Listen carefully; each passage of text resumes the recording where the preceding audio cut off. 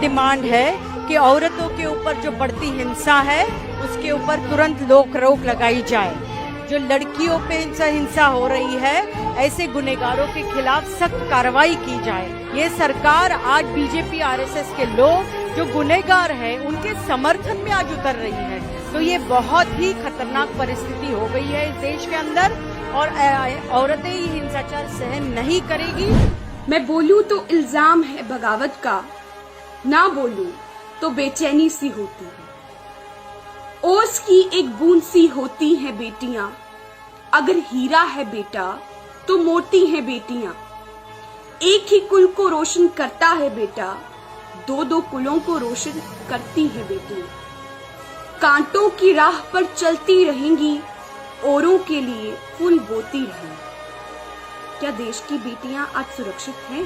देश में रेप और गैंग रेप की घटनाएं लगातार सामने आ रही हैं। रेप की घटनाओं से जनता गुस्से में है, वहीं पुलिस के बर्ताव से भी लोगों का गुस्सा भड़क रहा है। अपराधियों के हौसले कितने बुलंद हैं कि वो नाबालिगों को भी नहीं छोड़ रहे। सवाल ये कि उत्तर प्रदेश में राज किसका चलता है? उत्तर प्रदेश में रेप के आंकड़ों पर जरा गौर कीजिए। 2019 में 3065 केस यानी 8 केस रोजाना। 2018 में 3946 केस यानी 11 केस रोजाना। 2017 में 4246 केस यानी 12 केस रोजाना। 2016 में 4816 केस यानी 13 केस रोजाना। गैंगरेप के आंकड़ों पर गौर कीजिए। 2019 में गैंगरेप के 301 केस, 2018 में 492 केस, 2017 में 676 केस, 2016 में 682 केस। इसकी एक बड़ी वजह महिलाओं पर अपराध के मामले में सजा पाने की दर बेहद कम है। 2017 में सिर्फ 27.8 मामलों में सजा हुई। 2018 में सिर्फ 27.2 मामलों में सजा हुई। 2017 में सिर्फ 32.2 मामलों में सजा हुई। 2016 में सिर्फ 25.1 मामले में सजा हुई। क्या आज देश की बेटियां इस देश में खुद को सुरक्षित महसूस कर पा रही हैं? ना जाने ऐसे देश की कितनी बेटियां हैं जो दिल में खौफ लेकर चलती हैं। न जाने ऐसे कितने माता पिता हैं जो घर से जब बेटियों को बाहर बेचते हैं तो उनके दिलो दिमाग में यही प्रश्न उठते हैं कि क्या हमारी बेटी घर सुरक्षित वापस लौटेगी या नहीं लौटेगी। जिस सरकार को देश की जनता ने चुना है, देश की महिलाओं ने, देश की बहनों ने, जिस सरकार ने देश की बेटियों की सुरक्षा के लिए बेटी बचाओ बेटी पढ़ाओ का नारा दिया था, क्या वो उस नारे को सक्षम कर पाई है? बिल्कुल नहीं। आज सरकार की करतूतें, सरकार के कारनामे हम सबके सामने पानी की तरह साफ है। ये सरकार वो सरकार है जो बलात्कारियों का साथ देती है। ये सरकार बलात्कारियों की पार्टी है। देश की बेटियों के साथ आए दिन अपराध हो रहा है और सरकार अपनी चुप्पी नहीं तोड़ रही है। देश की बेटियां परेशान हैं। देश की बेटियों का घरों से बाहर निकलना मुश्किल हो गया है, लेकिन ये सरकार मौन है क्योंकि ये सरकार गूंगी बहरी सरकार है। कभी हाथरस की दरिंदगी, फिर बलरामपुर की हैवानियत, बुलंदशहर में नाबालिग से रेप और आजमगढ़ में नाबालिग बनी शिकार। वो नारी है, वो जननी है, वो सृष्टि की निर्माता है। हर व्यक्ति की तकलीफ से दिल जिसका सहम जाता है। नारी को अब सम्मान दो, हर बेटी को तुम मान दो, उसके अब पहनावे पर प्रश्नों को तुम विराम दो। एनसीआरबी की रिपोर्ट्स के मुताबिक 2018 में प्रतिदिन के औसतन से 87 रेप केसेस के मामले दर्ज हुए हैं।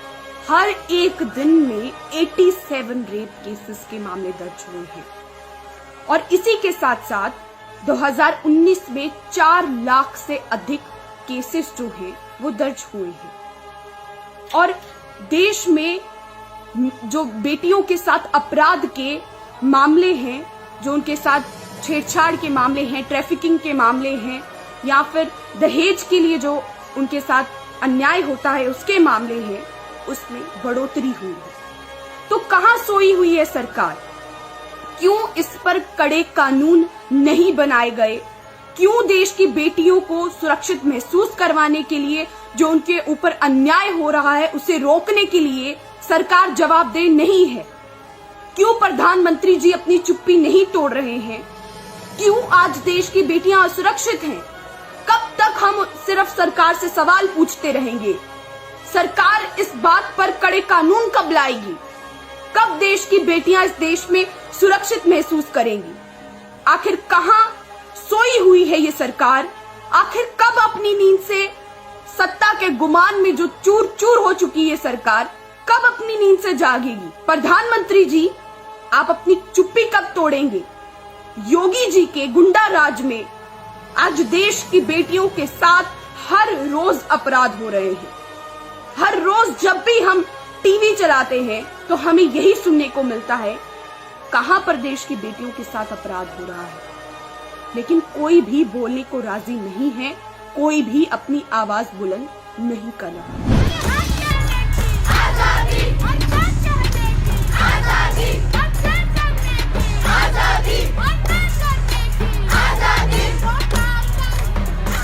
आज जो घटना हाथरस में हुई है वो कल किसी और राज्य में भी हो सकती है। किसी की भी बेटी या बहन बर्बरता का शिकार हो सकती है और भारतीय जनता पार्टी इसके लिए जवाबदेह नहीं है। ये मैं आप सबको सचेत करना चाहती हूँ। अपनी अपनी बेटियों को सुरक्षित रखिए, अपने घरों में रखिए, अपने पास रखिए, क्योंकि सरकार तो इस मामले में कुछ भी नहीं करने वाली है। क्योंकि आए दिन देश की बेटियों के साथ अपराध होंगे, हम आवाज बुलंद करेंगे, हम बोलेंगे, अपनी आवाज उठाएंगे, लेकिन सरकार हमें नहीं सुनेगी।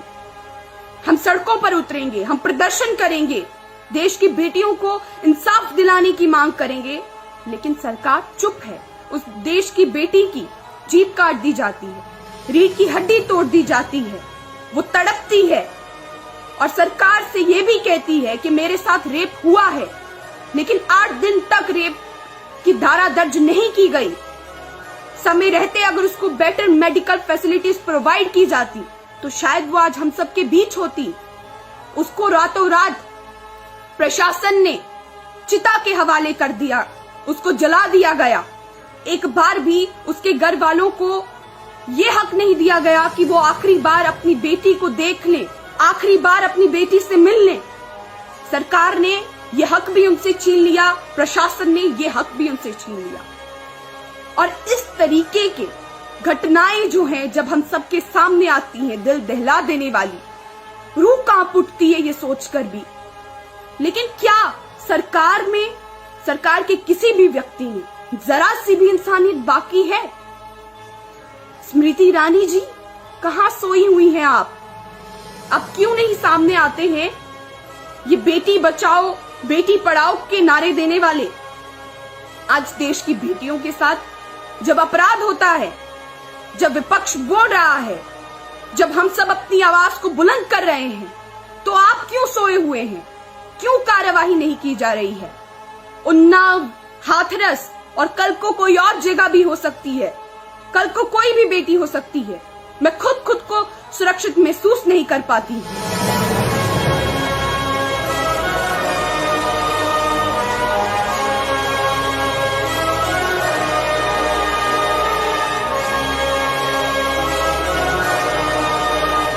बहुत ही अफसोस के साथ कहना पड़ता है कि एक तरफ देश की बेटियों को पूजा जाता है, दुर्गा, लक्ष्मी, सरस्वती का रूप माना जाता है, और दूसरी तरफ देश की बेटियों के साथ जघन्य अपराध होता है और सरकार देखती रहती है, तमाशबीन बन चुकी है, बलात्कारियों का साथ देती है। नारी सशक्तिकरण की बात करना, बेटी बचाओ बेटी पढ़ाओ की बात करना बहुत आसान है, लेकिन उसको असल में देश की बेटियों को सुरक्षित रखना, देश की बेटियों पर हो रहे अपराधों को रोकना बहुत मुश्किल है।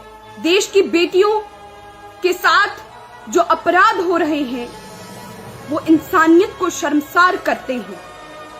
आज क्यों मेरे देश की बहनें, देश की बेटियां, देश की महिलाएं आए दिन बर्बरता का शिकार हो रही हैं?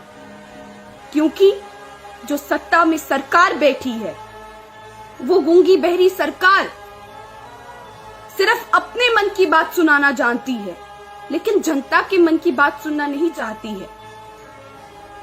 बाकी सब मुद्दे बाद में हैं, लेकिन जब देश की बेटियां ही सुरक्षित नहीं होंगी, जब बेटियां ही नहीं बचेंगी, तो आप किसे पढ़ाने की बात करेंगे? आप किसे सशक्त करने की बात करेंगे जब देश की बेटियां ही नहीं होंगी? अगर ऐसा ही देश में चलता रहा तो देश जो है वो शर्म से डूब जाएगा। जिस देश का परचम हम विश्व में लहराना चाहते हैं, जिस देश को हम विश्व गुरु के रूप में देखना चाहते हैं, उस देश में बेटियों के साथ यूं अन्याय, यूं अपराध देश की जनता नहीं सहेगी।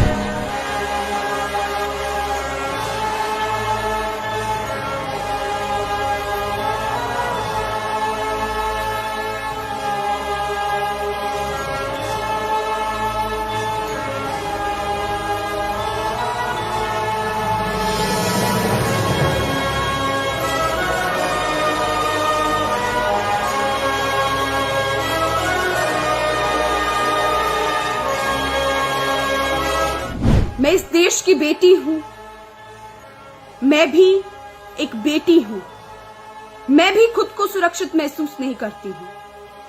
आज माननीय प्रधानमंत्री जी से, योगी जी से, केंद्र सरकार से यही कहना चाहूंगी कि यदि आप देश की बेटियों को सुरक्षित नहीं रख सकते हैं, बलात्कारियों के खिलाफ कड़े कानून नहीं ला सकते हैं, यदि आप बलात्कारियों का साथ देना चाहते हैं, तो पीछे हट जाइए, इस्तीफा दे दीजिए, क्योंकि ये जिम्मेदारी उन लोगों के हाथ में दी जाती है जो बेटियों के लिए, उनकी सुरक्षा के लिए कड़े कानून लाएं, ये एंश्योर करें कि देश की बेटियां सुरक्षित हैं। कब वो दिन आएगा जब देश की बेटियां सुरक्षित महसूस करेंगी और घर से बाहर निकलते समय उनके दिल में कोई खौफ नहीं होगा। माननीय प्रधानमंत्री जी, मैं देश की एक बेटी आपसे ये कहना चाहती हूं कि आप अपनी चुप्पी तो नहीं तोड़ेंगे, लेकिन देश की बेटियां अपनी आवाज को बुलंद करेंगी। कोई भी सियासी ताकतें हमारी आवाज को बुलंद करने से हमें नहीं रोक सकती हैं। बलात्कारियों का साथ देना बंद कीजिए और बलात्कार पीड़ितों को लज्जित करना बंद करिए। कांग्रेस पार्टी हमेशा देश की बेटियों के साथ, देश की महिलाओं के साथ, देश की बहनों के साथ, हमारे देश के हर एक वर्ग के साथ कंधे से कंधा मिलाकर खड़ी रही है और आगे भी रहेगी। और कांग्रेस पार्टी इस देश के हर एक आम नागरिक की आवाज है। आइए देश की बेटियों की आवाज को बुलंद करिए। जय हिंद, जय भारत।